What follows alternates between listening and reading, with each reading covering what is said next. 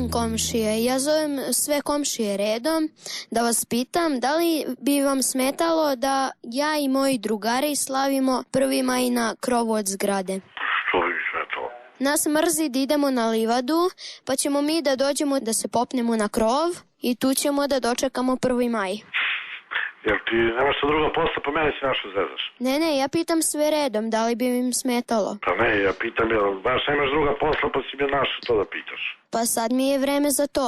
Odlično, evo. Našao sam vreme da uradim anketu. Odlično, našao si vreme da si uradio. Pa neke komšije hoće i neke neće. Dobro, i? Ali ti koji neće idu negde na proslavu, tako da mi je sve jedno.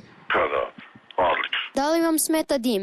Obavezno. A da li biste vi hteli da nas probudite ujutro? Obavezno, samo Pošto reći ćemo kad. mi možda da se uspavamo. Ma odlično, samo reći u koliko sati. Pa ne znam, kad je uranak obično? Oko 7-8. Kad ti odgovara, samo reci, ja budim sve redom. Ako hoćete, vi možete da slavite sa nama. Obavezno.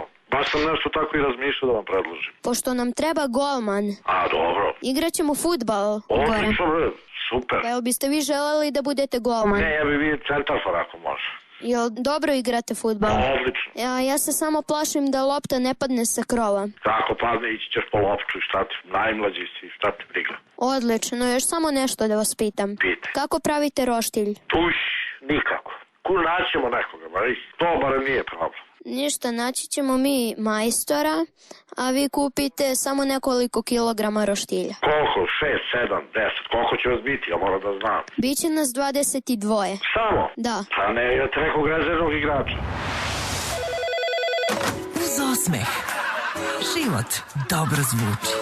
Radio S. Mali Marko.